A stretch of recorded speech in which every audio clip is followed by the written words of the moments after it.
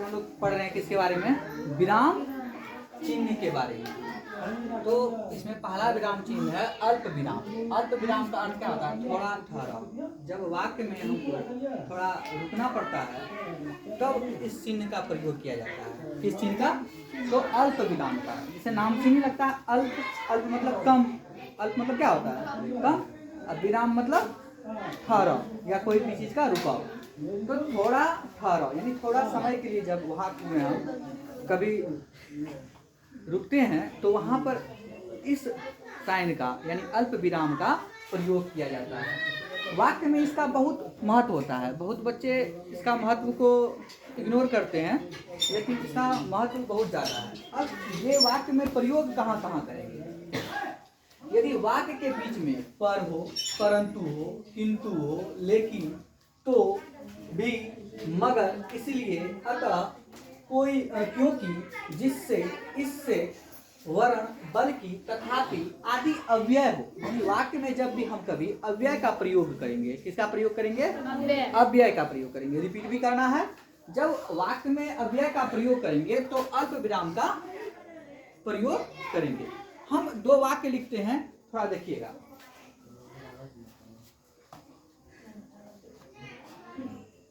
रोको मत जाने दो, ठीक ना, रोको मत जाने दो।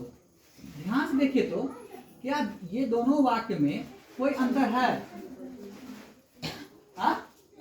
कोई अंतर है, लेकिन एक यदि हम कोमा लगाते हैं, देखिए कितना अंतर हो जाता है। अब पढ़िए दोनों वाक्य को। एक वाक्य क्या कर रहा है, रुको मत जाने दो, ठीक ना। यदि आप मान लीजिए आपके यहाँ कोई गेस्ट आया है, ठीक ना, आप उसको क्या करते हैं, रोकना चाहते हैं, वो जा रहा है, तो आप बच्चा को क्या बोलिएगा, दूसरे व्यक्ति को, रुकिए, रोको मत जाने दो, यानी उस गेस्ट को क्या करना है, रोकना है, ठीक ना। लेकिन दूसरा वाक्य कह रहा है रोको मत जाने दो, यानी उस गेस्ट को रोको मत, उसको जाने दो, विदा करो, ठीक ना। तो एक कोमा लगाने से ही वाक्य के अर्थों में क्या होता है, बहुत ही ज्यादा परिवर्तन हो जाता है। हम लोग देख रहे हैं। तो वाक्य में कहा कोमा का प्रयोग करेंगे, अपना लोग को पता चल गया, ठीक ना। एक है, एक और है, ध्यान दीजिएगा, बोलो मगर धीरे से, ठीक ना, बोलो मगर धीरे से। वह आया लेकिन चला गया। ये दोनों में आप लोग को कोमा प्रयोग करना है। बताइए तो कहाँ कोमा प्रयोग होगा, वो आया, बोलो के बाद क्या, बोलो के बोलो के बाद, वो आया, आया के बाद, लेकिन से चला गया, पहले, लेकिन से पहले। देखिए लेकिन आपको इसमें आ रहा है, देखिए लेकिन आ गया, हाँ।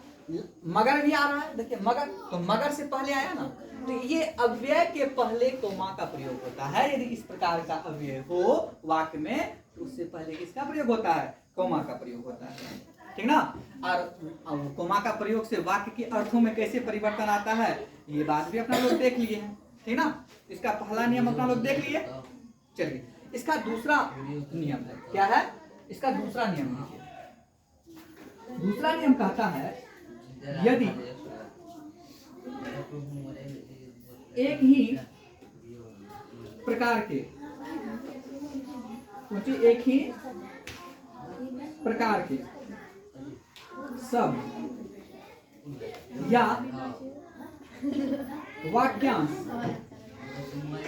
ठीक ना, वाक्यांश आए, क्या करे, आए, ठीक ना। जैसे हम अब उदाहरण दे रहे हैं, जब क्या हो, थोड़ा देखिएगा दूसरा नियम क्या करता है, कोमा किस प्रकार से हम लोग करते हैं।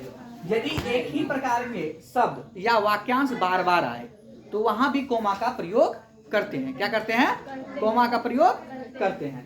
जैसे की बात करें, जैसे, ठीक ना, राम श्याम, राम श्याम, मोहन, मोहन और सोहन दोस्त है। क्या है? दोस्त है। तो बताइए तो इसमें क्या गलती है? इसमें बताइए क्या गलती है इस वाक्य में? कोमा का प्रयोग नहीं है।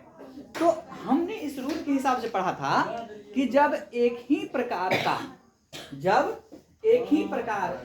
के शब्द या वाक्यांश आए, जब एक ही प्रकार के शब्द आए या क्या आ जाए तो वाक्यांश आ जाए। तो शब्द देखिए, ये भी संज्ञा है और ये कैसी संज्ञा है? हाँ, व्यक्तिवाचक संज्ञा है। व्यक्तिवाचक संज्ञा ये भी है, व्यक्तिवाचक संज्ञा ये भी है, ये भी है, और यहाँ पर तो और से जुड़ा हुआ है। ठीक है ना? तो अब ये एक ही प्रकार का शब्द है तो इसके बीच में क्या आएगा? कोमा आएगा। तो राम कोमा श्याम, ठीक ना? मोहन और सोहन दोस्त है। ठीक ना? यहाँ पर और से जुटा हुआ है इसलिए वहां पर तो कोमा लगेगा नहीं। तो एक ही प्रकार का जब शब्द वाक्य में प्रयोग हो तो उस शब्द के बीच में क्या करेंगे? तो कोमा का प्रयोग अवश्य करेंगे। ठीक है? कोई दिक्कत? जब वाक्यांश भी आए, जैसे कि वाक्यांश में देखेंगे, शब्द के बारे में अपना लोग देख लिए। ये शब्द था, ये क्या था? तो शब्द था। ठीक ना? शब्द में किस प्रकार से लगाएंगे अपना लोग ये अभी सीखें। अब देखिए वाक्यांश में, वाक्यांशों में, ठीक ना? देखिए वह आता है, वह आता है, पढ़ता है और चला जाता है, चला जाता है। ध्यान देखिए, वह आता है, पढ़ता है और चला जाता है। ये क्या है? ये वाक्य है। ठीक ना? इसमें देखिए गलती क्या है, तो इसमें कोमा का प्रयोग नहीं हुआ। वह आता है, पढ़ता है और चला जाता है, तो ये तो वाक्य हुआ, पूरा वाक्य हुआ। लेकिन ये जो वह पढ़ता है, वह आता है और पढ़ता है, ये क्या हो गया? पढ़ता है वाक्यांश हो गया। तो देखिए आता है, ये भी क्या है? ये भी वाक्यांश है, ये भी वाक्यांश है, और चला जाता है, ये भी वाक्यांश है। लेकिन ये दोनों तो और से जुड़ा हुआ है, लेकिन ये यहाँ पर तो कोई चिन्ह नहीं है, इसलिए ये क्या हो जाएगा? गलत हो जाएगा। तो इन दोनों के बीच में क्या लगेगा? तो कोमा लगेगा। क्या लगेगा? कोमा लगेगा। कोई दिक्कत? इसको मिलाने के लिए कुछ लीजिए। ठीक ना?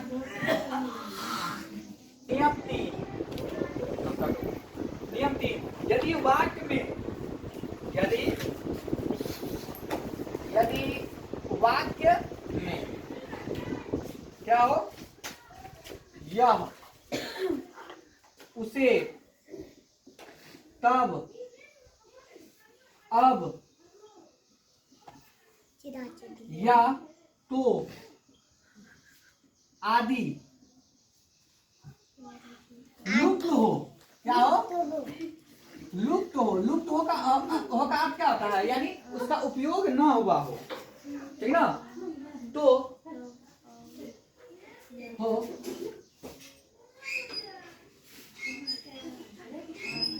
तो अल्प विराम का, किसका? अल्प विराम यानी कोमा का प्रयोग किया जाता है। किसका प्रयोग किया जाता है? कोमा का प्रयोग। ठीक है ना? जैसे थोड़ा इसमें देखिए, जैसे मैं जो कहता हूं, मैं जो कहता हूं, ध्यान से सुनो। मैं जो कहता हूं ध्यान से सुनो। मेरा दूसरा है, कब वह गया ना, कब वह गया, कहा नहीं जा सकता। ठीक ना? ये दोनों चीज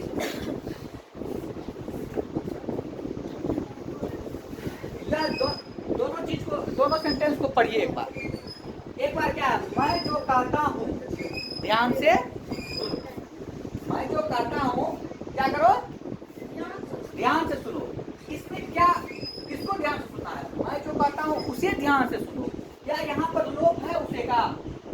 यहाँ पर लोप किसका हो गया? उसे, ठीक ना? यहाँ कहने का अर्थ हो गया, मैं जो कहता हूँ उसे ध्यान से सुनो। यहाँ पर उसे का लोप हो गया, तो यहाँ पर कोमा लगेगा। लगेगा कि नहीं लगेगा? लगेगा। दूसरा है, कब वह गया कहा नहीं जा सकता है, ठीक ना? तो कब वह गया, यह बात कहा नहीं जा सकता है।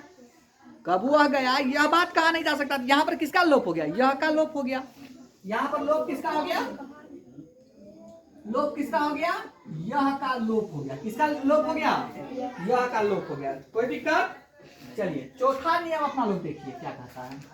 कहता है यदि वाक्य का आरंभ, यदि वाक्य का आरंभ, ठीक ना? यदि वाक्य का आरंभ हाँ, नहीं, ठीक ना, बस, अच्छा, सचमुच, सचमुच, वस्तुतः, वस्तुतः, छी, आदि से हो, आदि से हो, तो अल्प विराम का प्रयोग किया जाता है। अल्प विराम का प्रयोग किया जाता है। कोई दिक्कत? जैसे यदि मैं ऐसा लिख दूं तो क्या सही है? बोलो तो। हाँ, मैं जानता हूं। क्या मैं इस प्रकार से लिख दूं, हाँ मैं जानता हूं, तो क्या यह सही है? नहीं है, क्योंकि हाँ, नहीं, बस, अच्छा, सचमुच, वस्तुतः, छी आदि से यदि वाक्य का प्रारंभ हो, वाक्य का क्या हो? प्रारंभ हो या आरंभ हो, तो हाँ के बाद क्या लगता है? कोमा लगता है। क्या लगता है? ठीक ना? ध्यान में रखिएगा। तो इसके बाद हाँ, नहीं, ये सब के बाद, ठीक ना? अब दूसरा देखिए, नहीं, यह तो गलत है, नहीं, यह तो गलत है। क्या है? गलत है। तो यहां पर ये सही है? नहीं है। क्यों सही नहीं है? क्योंकि नहीं के बाद हमने कोमा नहीं लगाया। कोमा लगा देंगे सही हो जाएगा? हो जाएगा, ठीक ना? देखिए, सचमुच, सचमुच वह इतना बुद्धिमान है, वह इतना बुद्धिमान है। ये प्रश्न पूछ दिया ना, प्रश्न पूछा गया ना, तो बताइए ये क्या, यह वाक्य सही है? नहीं है। क्यों? क्योंकि सचमुच के बाद कोमा नहीं लगाए हैं, लेकिन सचमुच के बाद जैसे कोमा लगाएंगे तो सही हो जाएगा ना? ठीक है, सही हो जाएगा। चलिए एक और वाक्य लिखिए, छी, यह क्या कर दिया, यह क्या कर दिया, ठीक ना? ठीक ना? ये यह क्या कर दिया, ये विस्मयादि बोधक के साथ, ठीक ना? क्या कर दिया, तो ध्यान रखिए, छी यह क्या कर दिया, तो यहां पर विस्मय कर रहे हैं कि ऐसा काम नहीं करना चाहिए था, लेकिन कर क्या दिए? गलत काम कर दिए, घिनौना वाला काम कर दिए, तो छी का प्रयोग हो गया। लेकिन क्या यह वाक्य सही है? नहीं है, क्योंकि छी के बाद कोमा का प्रयोग नहीं किया गया है। ठीक है, आप लोग इसको लिख लीजिए। रन के बाद, रन के बाद अल्प विराम का प्रयोग किया जाता है।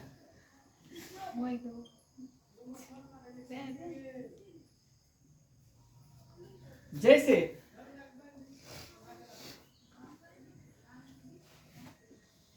अरे मित्र, अरे मित्र, अरे मित्र, तुम कहाँ गए थे? तुम कहाँ गए थे? देखिए भाई, तो यहाँ पर देखिए संबोधन क्या है? अरे मित्र संबोधन है। अरे मित्र क्या है? संबोधन। और तुम कहाँ गए थे ये वाक्य हो गया। क्वेश्चन पूछ दिए तो यहाँ पर क्या होगा? प्रश्नवाचक चिन्ह होगा ना। कौन सा चिन्ह होगा यहाँ पर? प्रश्नवाचक चिन्ह होगा। क्या पूर्णविराम तो होगा? नहीं होगा, ठीक ना। तो अरे मित्र तुम कहाँ गए थे, तो अरे मित्र संबोधन हो गया और इसके बाद क्या लगता है? कोमा का प्रयोग होता है, ठीक ना। देशवासियों, देशवासियों, ठीक ना। मेरे हाथ मजबूत करें। अभी इलेक्शन का टाइम भी है। मेरे हाथ मजबूत करें, ठीक ना।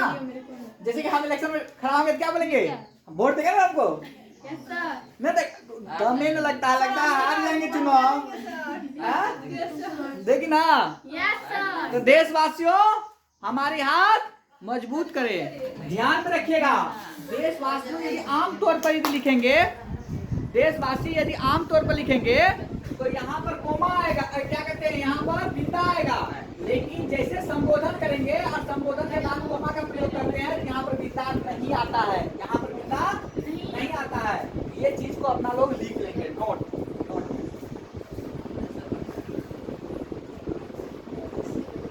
संबोधन, संबोधन कारक, संबोधन कारक के संज्ञा का बहुवचन, बहुवचन रूप रहने पर, क्या करने पर? रहने पर भी अनुस्वार, जो बोल रही है क्वेश्चन हो रहा है, अनुस्वार का प्रयोग नहीं करें, ठीक ना। अनुसार का प्रयोग नहीं करें, ठीक ना। ध्यान दीजिए, जैसे प्यार और एक लिखेंगे तो लिख लो, प्यारी बहनों, प्यारी बहनों,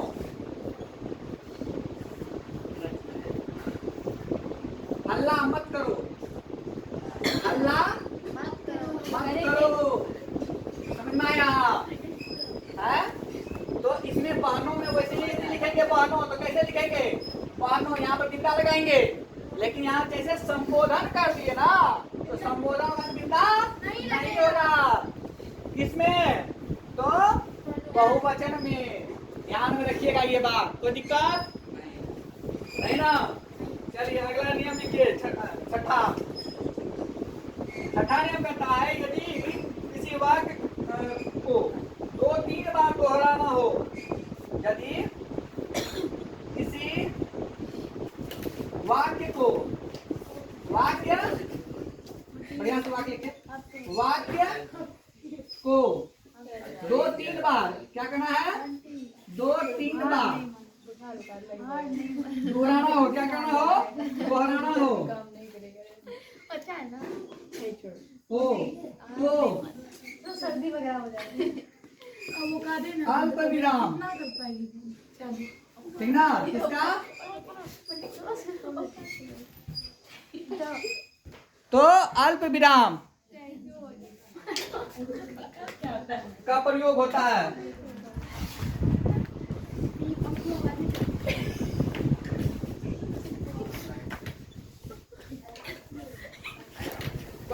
किसका प्रयोग होता है? अल्प विराम का प्रयोग हाथों से बात नहीं करते उसका घंटों में तो अब यदि किसी वाक्य को दो तीन बार दोहराना हो तो क्या करेंगे? अल्प विराम का प्रयोग करेंगे, ठीक ना? जैसे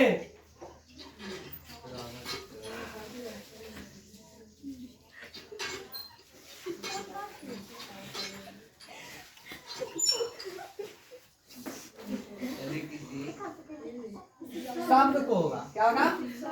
वाक्य का नहीं होगा, सही कर लीजिएगा, क्या बोलते ठीक ना? तो जैसे नहीं नहीं नहीं नहीं,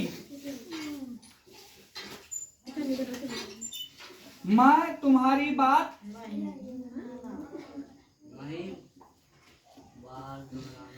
बात नहीं प्यारी बहनें मान सकता, प्यारी बहनें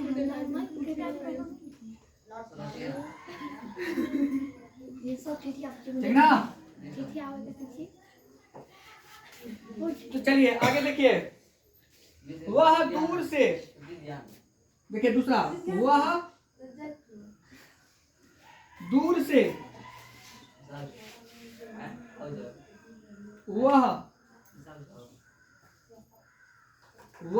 दूर से बहुत दूर से